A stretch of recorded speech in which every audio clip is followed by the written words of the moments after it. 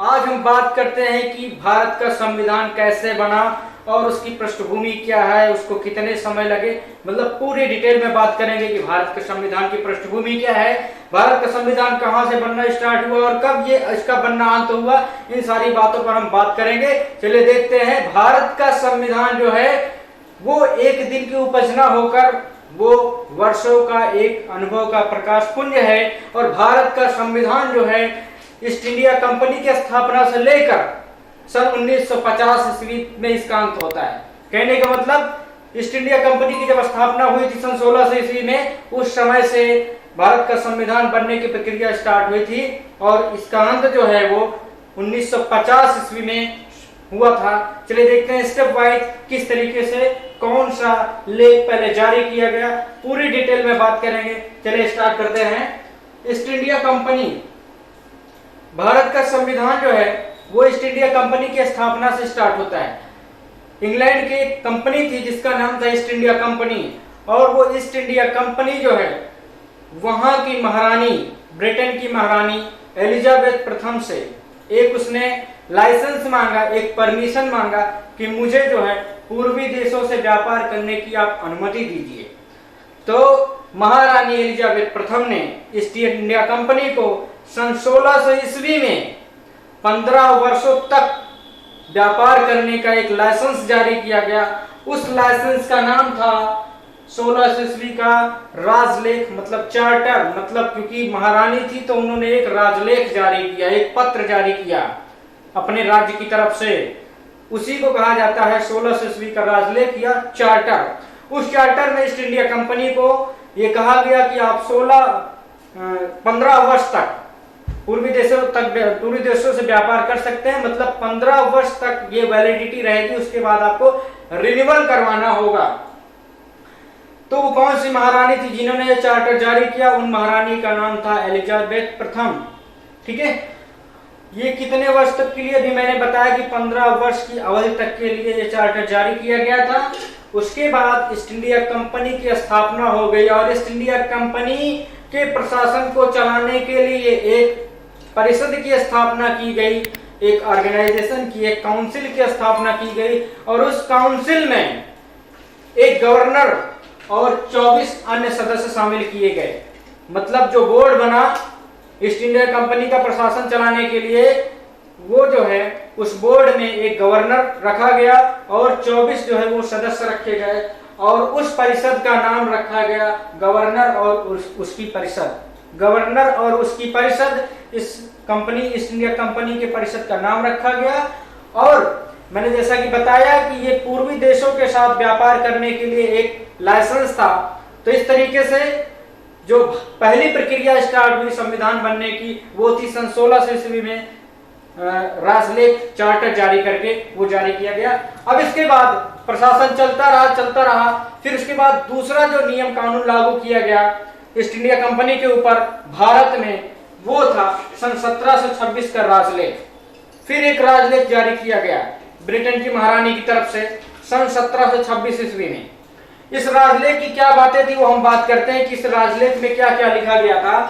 तो इस राजलेख द्वारा मुंबई, जिसको पहले बंबई कहते थे अब मुंबई कहने लगे हैं, गुजरात भी उसी में शामिल था, बंबई में ही। मद्रास, जिसको आज हम चेन्नई कहते हैं, वो मद्रास होता था। और कोलकाता, जिसको हम कलकत्ता बोलते हैं, कोलकाता बोलते हैं, उसको कोलकाता या कलकत्ता बोले। कोलकाता तो आप बोलते हैं, पहले कलकत्ता बोला जाता था। तो सन 1726 में जो चार्टर जारी किया गया, उस चार्टर में ये बोला गया कि जो मुंबई, मद्रास और कोलकाता के जो प्रेसिडेंसी है, वहां के जो गवर्नर हैं और उसकी जो परिषद है, वो अपना कानून स्वयं बना सकती है और उस कानून के हिसाब से अपनी अपनी प्रेसिडेंसी में शासन कर सकती है। ठीक है, तो सन 1726 ईस्वी का क्या था नियम? उसमें ये कहा गया कि मुंबई, मद्रास और कोलकाता के जो प्रेसिडेंसीज हैं बनी हुई हैं, इसके जो गवर्नर है, उसकी जो परिषद है, वो अपना कानून स्वयं बना सकते हैं, वहां पर उसको मान्यता दे सकते हैं, उसके हिसाब से अपना प्रशासन चला सकते हैं। लेकिन पहले जो है इन प्रेसिडेंसियों के लिए जो कानून बनाया जाता था वो बनता था इंग्लैंड स्थित निदेशक बोर्ड में। इंग्लैंड में एक निदेशक बोर्ड डायरेक्टरेट बोर्ड थी, वो जो है इन प्रेसिडेंसियों के लिए कानून बनाती थी और उसके हिसाब से प्रशासन चलता था। लेकिन सन 1726 ईस्वी के राजलेख में ये कहा गया कि आप अपना कानून स्वयं बना सकते हैं, आप अपने विधि का निर्माण कर सकते हैं और उसके हिसाब से आप प्रशासन अपना चला सकते हैं। इसके बाद चलिए बात करते हैं अगले राजलेख पर, अगले जो अधिनियम जो कानून बना उसके बाद सन 1600 ईस्वी का जो चार्टर जारी किया गया, उसके बाद 1726 का चार्टर जारी करने के बाद जो है सन 1773 में एक रेगुलेटिंग एक्ट पारित किया गया। ये रेगुलेटिंग एक्ट किसकी सिफारिश पे पारित किया गया? तो तत्कालीन ब्रिटिश प्रधानमंत्री थे लॉर्ड नॉर्थ। उस समय के ब्रिटिश प्रधानमंत्री थे लॉर्ड नॉर्थ। उन्होंने एक कमेटी गठित की, उस कमेटी का नाम था गुप्त समिति या सीक्रेट कमेटी, ठीक है।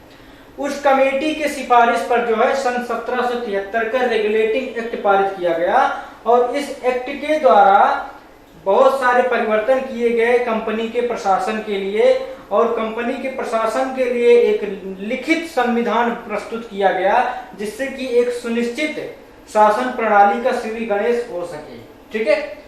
तो कंपनी के प्रशासन को और साफ सुथरा करने के लिए, कंपनी के कार्यों में विस्तार देने के लिए, क्योंकि ईस्ट इंडिया कंपनी जो है वो राजनीतिक दृष्टिकोण से और आर्थिक दृष्टिकोण से भारत में बहुत तेजी से अपना पैर पसार रही थी, तो उसकी जिम्मेदारियां बढ़ रही थी। इस जिम्मेदारी को पूरा करने के लिए सन 1773 का रेगुलेटिंग एक्ट पारित किया गया, जिसमें कि एक लिखित संविधान प्रस्तुत किया गया कि अब जो है कंपनी का जो प्रशासन चलेगा वो लिखित संविधान के हिसाब से चलेगा और सुनिश्चित चलेगा। तो उसमें कुछ यहाँ पे परिवर्तन दिए हुए हैं, कुछ कानून दिए हुए हैं, उसके बारे में स्टेप वाइज बात करते हैं।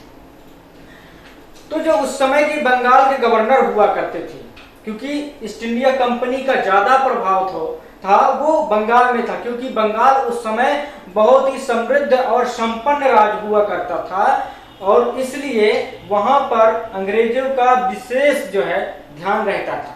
तो बंगाल का जो गवर्नर हुआ करता था उसको इस कानून के माध्यम से तीनों प्रेसिडेंसी जो थी, मद्रास की, कोलकाता की और बंबई की, इन तीन प्रेसिडेंसियों का उसको गवर्नर जनरल बना दिया गया। बोला गया कि तुम अब गवर्नर केवल बंगाल के नहीं हो, अब तुम्हारी जिम्मेदारी बढ़ गई है, अब तुम जो है तीनों प्रेसिडेंसियों के गवर्नर जनरल बन गए हो, तुम्हारा प्रमोशन हो गया है, ठीक है। और फिर जो प्रशासन चलाती थी, बोर्ड ऑफ डायरेक्टर्स होती थी, गवर्नर की जो परिषद होती थी 4 सदस्यीय, उस परिषद के कार्यभार को 1 वर्ष से बढ़ाकर 4 वर्ष कर दिया गया कि अब बोर्ड ऑफ डायरेक्टर की जो अवधि होगी वो 4 वर्ष की होगी। जो तीसरा उसमें परिवर्तन लाया गया नियम में वो ये था कि जो सिविल पावर रहेगी, सिविल शक्ति रहेगी, मतलब पुलिस पावर रहेगी, और जो सैनिक शक्ति रहेगी उस पे पूरा अधिकार गवर्नर जनरल का रहेगा। कहने का मतलब जो पुलिस प्रशासन रहेगा और जो सैनिक रहेंगे, सैनिक शक्ति रहेगी, जो फौज रहेगी, वो गवर्नर जनरल के हिसाब से काम करेगी, ठीक है। और जो पांचवा जो सबसे बड़ा उन्होंने परिवर्तन लाया, जो बहुत अच्छा काम किया, वो ये था कि सन 1773 के रेगुलेटिंग एक्ट के तहत सन 1774 में उन्होंने एक सुप्रीम कोर्ट की स्थापना कर दी। कहां पे कर दी? कोलकाता में कर दी, ठीक है। सुप्रीम कोर्ट, सर्वोच्च न्यायालय की स्थापना सबसे पहले किस अधिनियम के तहत हुई? ऐसा क्वेश्चन आता है तो आप बताइएगा कि 1773 के रेगुलेटिंग एक्ट के तहत सन 1774 में सुप्रीम कोर्ट की स्थापना कोलकाता में की गई थी। इसके जो मुख्य न्यायाधीश थे, जो चीफ जस्टिस थे, वो सर एलिजाह इम्पे थे। यह भी क्वेश्चन बनता है आईएएस से लेकर ग्रुप डी तक के जितने भी एग्जाम्स होते हैं, सब में ये क्वेश्चन बहुत ही मोस्ट इंपॉर्टेंट है। इससे कोई क्वेश्चन आता ही है तो यदि पूछ लिया जाए कि Kolkata high court, supreme court, मतलब जब सर्वोच्च न्यायालय की स्थापना सन 1773 एक्ट के रेगुलेटिंग एक्ट के तहत की गई थी तो उसका मुख्य न्यायाधीश कौन था? तो आपको बताना होगा सर एलिजाह इम्पे। उसके बाद उसमें 3 और जो न्यायाधीश थे वो भी शामिल किए गए थे। कहने का मतलब ये 4 न्यायाधीशों से बना हुआ सर्वोच्च न्यायालय था। उसमें एक मुख्य न्यायाधीश थे सर एलिजाह इम्पे, 3 अन्य न्यायाधीश थे, उनके नाम है chambers, Lannister and hide. Chamber, Livingstone and height. उसके बाद इस सर्वोच्च न्यायालय के विरुद्ध यदि आपको अपील करना है, आपको लगे कि इस सर्वोच्च न्यायालय में हमारा न्याय नहीं हो पाएगा, तो आपको इसके विरुद्ध अपील करना है, तो इंग्लैंड स्थित प्रिवी काउंसिल में आप अपील कर सकते थे। ठीक है। और जो इसका सातवां जो इसमें नियम लाया गया वो ये था कि जो कंपनी के कर्मचारी बिना लाइसेंस के पहले खूब व्यापार करते थे और जबरदस्त भारतीय नागरिकों का शोषण करते थे और खूब पैसा कमा के इंग्लैंड भेजते थे, अब उनको कह दिया गया कि भैया तुम अपना लाइसेंस बनवा लो, अगर तुम्हारा लाइसेंस रहेगा तभी तुम व्यापार कर पाओगे, क्योंकि कंपनी के कर्मचारी हो तुम कंपनी के कर्मचारी हो, और एक कर्मचारी को बिना लाइसेंस के व्यापार का अधिकार बंद कर दिया गया।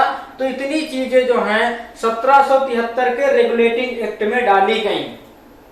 ये जितनी भी चीजें मैं इसमें इस वीडियो में पढ़ाऊंगा आपको, ये जो हमारा सीरीज चलेगा संविधान वाला, वो सब यूपीएससी से लेकर ग्रुप डी तक के सभी एग्जाम्स में ये क्वेश्चन बनते हैं। इसलिए आपसे रिक्वेस्ट है कि प्लीज आप अगर किसी भी तरीके की तैयारी कर रहे हैं परीक्षा की, तो हमारे YouTube चैनल धीरज विश्वा स्टडी को सब्सक्राइब कर लें, बेल आइकन प्रेस कर लें, वीडियो को अधिक से अधिक लाइक करें, शेयर करें, कमेंट्स करें, मेरा मोटिवेशन बढ़ाते रहें। मैं आपके डेवलपमेंट में, आपके विकास में योगदान देते रहूंगा। जय हिंद।